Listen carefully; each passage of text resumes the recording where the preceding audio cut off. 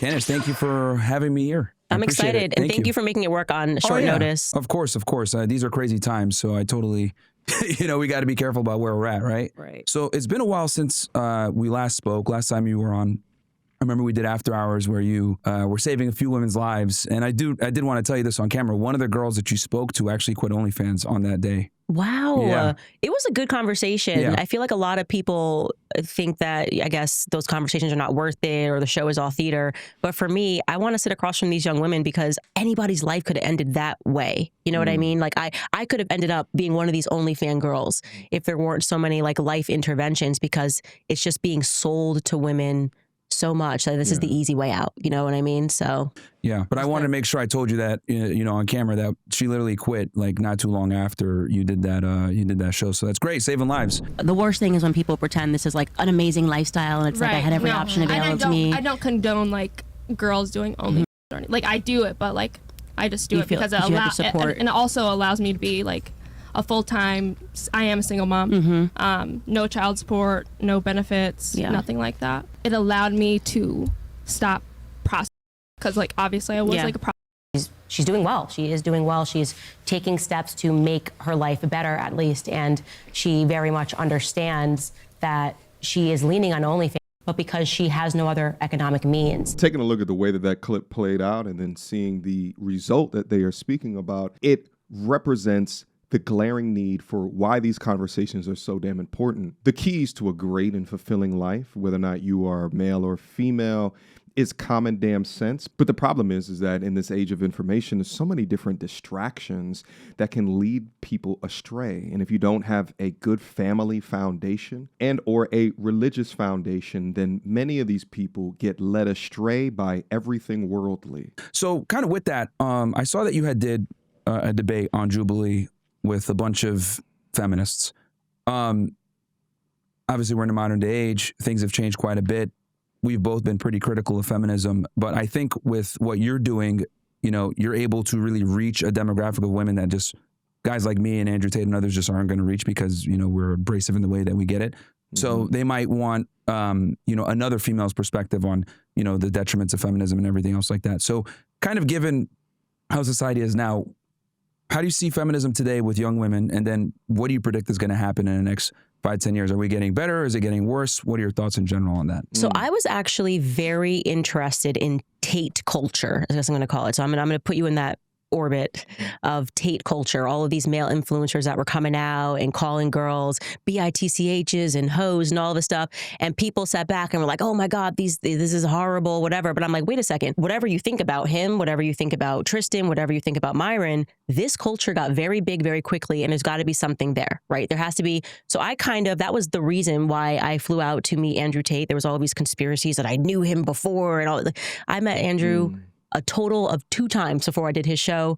My husband hung out with him maybe 3 times in his life before him and I met. He was actually friends with PJW. And that's how I met Andrew. Gotcha. Like, so my husband was actually friends with PJW. And I just wanted to know what it was, because I'm never a person that will dismiss something on its face and call it a name. Like, there has to be some substance here. And what was actually happening was you got Andrew Tate and Tristan Tate and you got Myron Gaines because you perpetuated a culture of Lena Dunhams, right? So you're acting like men just got tired of it, is what happened. And finally, men looked around and somebody stood up and said, it's actually okay to be a man and you don't have to listen to any of these women. Now, you may not have liked how they said it. You may not have liked that they were doing this on top of Lamborghinis. But the reality is that what sat beneath that was a horribly toxic culture where women were dictating the terms to men. And every time a man did something that actually felt natural to them, you called it toxic masculinity, and books were written, and Lena Dunham's writing articles, and there's a show about this, and Lena Dunham's naked on Instagram. I wrote a whole chapter about Lena Dunham in my book. And she's naked on Instagram, and she's lecturing you if you don't want to see her, overweight, naked, and tatted up. So you can't blame the culture, Tate culture, until you are ready to address where this actually came from, which was women constantly bashing men over the head and telling them that masculinity, full stop, was wrong. Given the problems that... Quick emergency meeting. I was recently searching for my name online and found way too much personal information, which brought me down this weird rabbit hole of how that could have happened, and found out that there's companies out there called data brokers that will sell your data to marketers, scammers, and even stalkers. And it's a nasty, disgusting feeling knowing that there's bad actors out there selling my information, selling your information for profit. But that's why I'm recommending today's sponsor, Aura. Now, I use Aura to automatically remove my information from these sites and keep my information off. But they do other things as well, such as bank fraud and identity theft alerts, VPN access. But guys, utilize my link down in the description box down below for a 14-day trial. At least see if you've been compromised. Privacy is king in this day and age, and you should know if your information is out there. So again, utilize my link, aura.com/MTR, in the description box down below to try 2 weeks free. That's way more than enough time to see if your personal data has been exposed. Go now. I think Candace speaking about her decisions to learn more about the men-centric content, if you want to call it manosphere content, whatever, red pill content, I think is important, right? Because it shows that she wants to go layers deep in order to try to understand. And of course, if you see such a monumental intercultural shift of men gravitating towards this type of content, recognizing why that is will help you understand more about the cultural shifts that are happening. And I think more left-leaning individuals were just markedly surprised at how the prior election went, because they didn't understand this huge growing swath of individuals that were thinking in a completely different way than them. A couple of years back, we reached end stage feminism, where not only men were thought lesser of, but also women's accountability were removed for bad behavior. And that's through decades of unchecked feminist propaganda. So it wasn't random that all of these young men became gravitated towards men's content. It was by decision, but there was a glaring need for it. That's why I think that it's important for many modern women not to just ignore the content, because maybe your life experiences is not receiving the negative consequences from the decades of media against you. And decades of that media, supported by certain political organizations, have created this culture that can create an Akash Singh married to his disrespectful wife. Singh, will you be Ghislaine Singh forever again? Yes! It was at this moment that he knew. Over the head and telling them that masculinity, full stop, was wrong. Given the problems that we have, you know, obviously, whether it's me or Tate or other people, will kind of come in and say, hey, this is what you need to do as a guy. You know, this is how the modern day marketplace is now when it comes to dating. What's your approach to kind of combating this problem from a female perspective? First, you have to understand the origin of feminism, right? You have to understand that this was not a culture and an ideology that came because they wanted women to have equal rights with men, okay? This was a CIA-sponsored PSYOP. Gloria Steinem was sponsored by the CIA, okay? These protests were sponsored by men in government. A lot of them homosexual, actually. And the reason for that was simply because they wanted to tax, it was actually twofold, I would say. They wanted to tax household income both ways. And also they wanted women to, instead of focusing on their kids, which comes natural to women, right, to be the quote unquote, like I say, CEO of the household, they wanted to remove that and to have the children given to the government for 6 hours a day. Beyond 6 hours a day, 6 hours a day, plus whatever sports activities, which gives the government full control over the minds of the children. This came straight from the Pale of Settlement. After they assassinated the Tsar, you had these Jewish women like Emma Goldman, who came over to America. Emma Goldman was the mentor to what's her face from Planned Parenthood. I'm blanking on her name for a moment. I'm going to say Margaret Sanger. That was her mentor. Mm-hmm.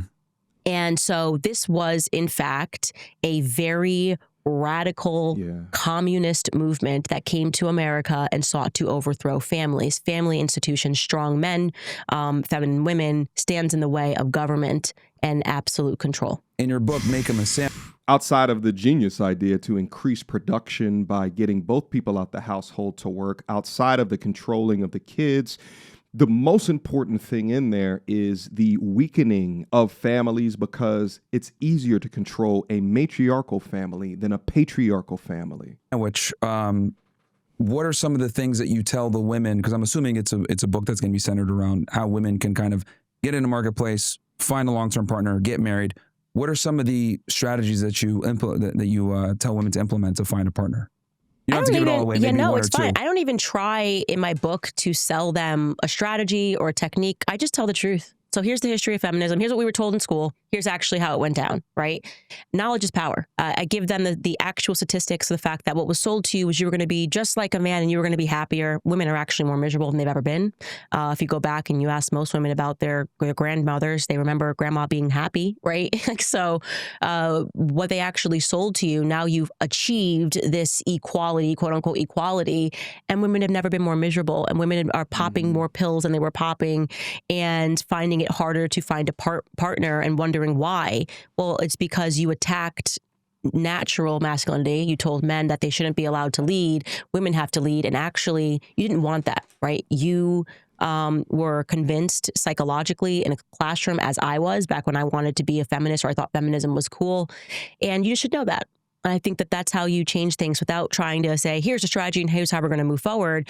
Let people know true knowledge, let people know true history. And I think the rest of the stuff happens naturally, or I hope. For you on your journey, when did you figure out that feminism was a lie? Like, was there a certain event that triggered it that you were like, holy crap, this is BS? I actually tell the story in this book. I think I do, actually. I think it's in this book, or it's in my last book, actually. It's in Blackout, of this teacher that I had. And I was required to take a Feminism 101. It was called Women's Studies. Maybe it was Women's Studies 201 at the University of Rhode Island. And at that time, I was like, yeah, I'm a feminist, of course. Who doesn't want equality as they sold it? Yeah. I get into this classroom, and this teacher, I realized very quickly, was not actually motivated by wanting equality. I was in a classroom where she was trying to convince me that every problem that we had in society was due to men. Yeah. This was a literal class that was designed to basically teach women to hate men. Yeah. Like, no matter, all you had to do to get an A was she would introduce any problem. She could have lost her keys that morning and been like, why did this happen? Patriarchy. Well, you know what? Who designed cars? You know who designed cars? Do you know who designed the whole concept of a car key, and who designed the couch that you lost it in this morning? It was men. It became to the point where, for me, it was like laughable. Yeah. But there was this one particular class where it clicked for me, because when I was in college, I had an eating disorder. So I was sitting in her class, and I was anorexic, and she gets into this topic of anorexia and eating disorders, and she gave us some statistic about the percentage of women that have eating disorders. And I'm making this up now, but it was something like 80% of people who have eating disorders are women. And she asked the class, why is that? And we were supposed to say, and she did say, that it was because men control the advertising agency and men want women to be skinny. And it had literally, I'm sitting here having this experience, nothing to do with a man. Like, nothing, no man said you're fat, you have to be skinny. That is completely made up. And I'm listening to her try to psychologically convince me that my eating disorder came from a man when it just factually didn't. Most people who suffer with anorexia know it's a control mechanism. It actually has nothing even to do with weight. It just is like, this is the one thing you can control. And I just kind of called her out on that, and I raised my hand. I was like, whoa, wait a second. Okay, well, let's look at another statistic. What percentage of people are juicing up with steroids?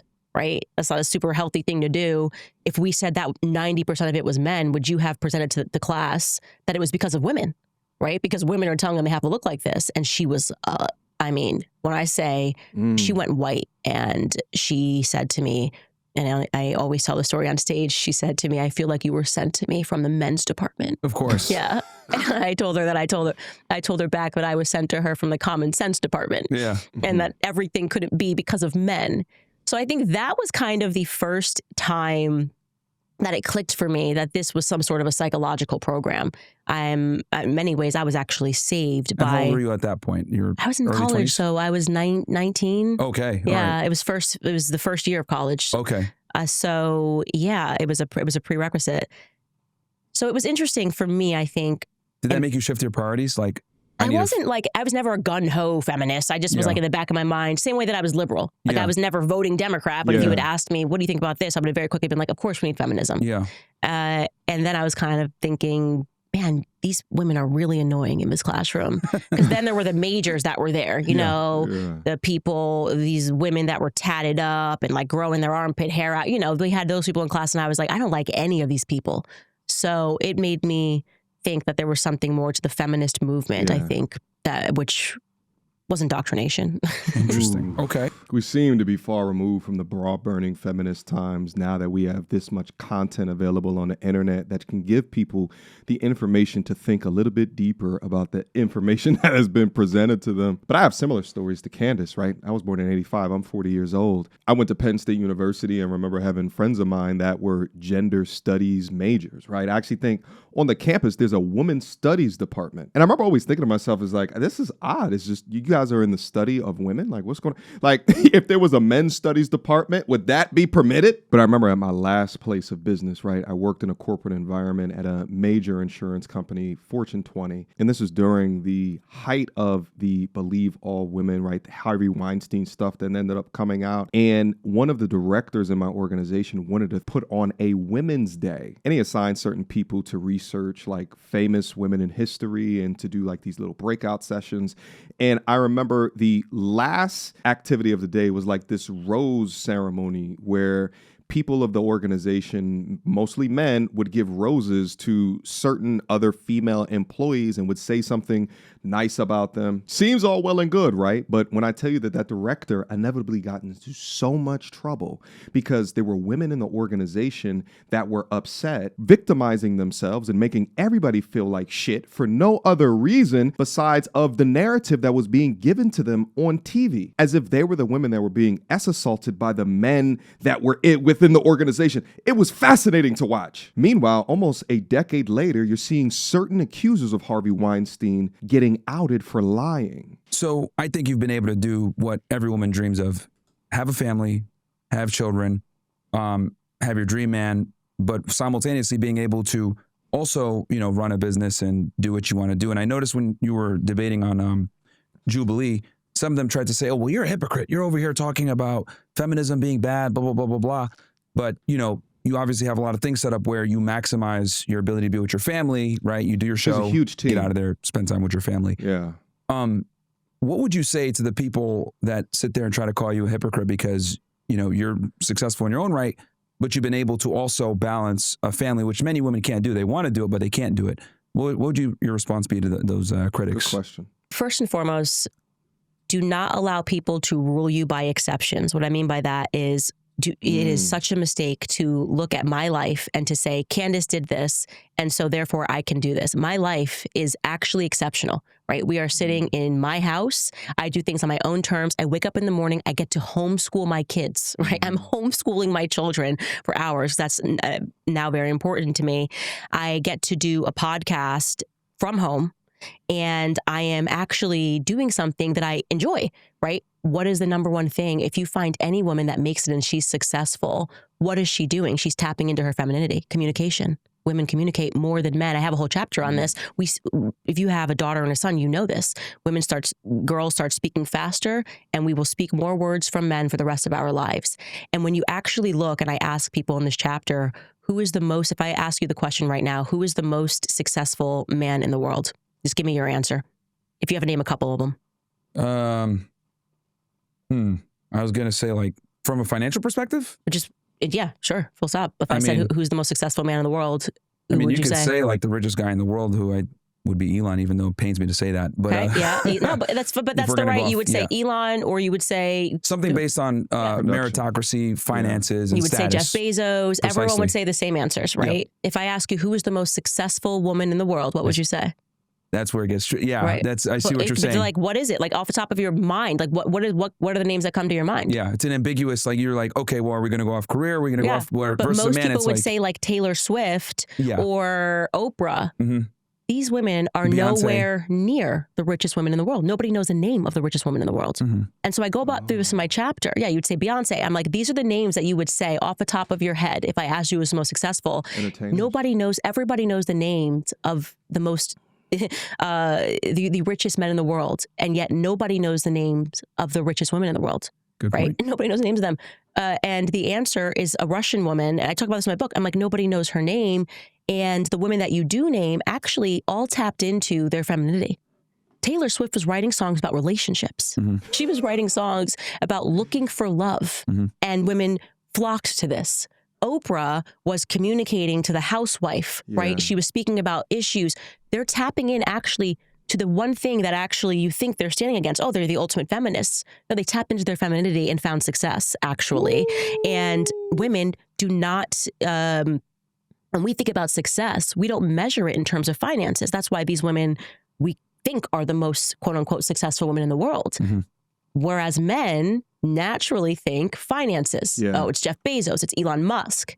So I do a chapter and I speak about that in my book about who the richest woman in the world is. And then the next 10 women who are the richest in the world are all rich because of who they divorced, right? I've actually never heard this point before, and it really makes you pause and think. And it's true. These women all built their empires nurturing a component of their natural feminine traits. And that's what they're known for, as opposed to the most productive women in the world. Really makes you think and reclassify the power of feminine energy within the marketplace. Yet it's fascinating if you juxtapose that with the female boss bee archetype, who are not utilizing components of their femininity in order to climb the corporate ranks.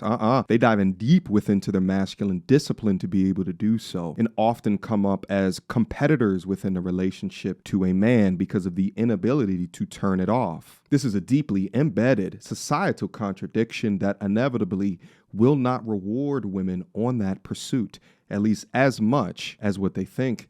Let's finish up. What is the picture that we're recognizing here? We don't measure success in the same terms as men measure success, nor should we.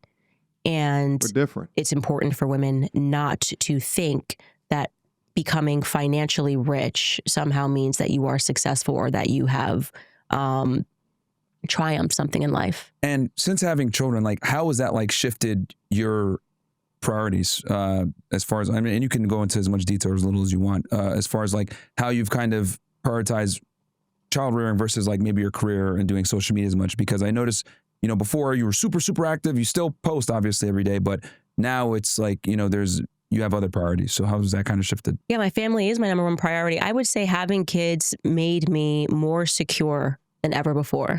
I just don't care about the noise. None of it matters anymore. And also, I have real stake in this fight.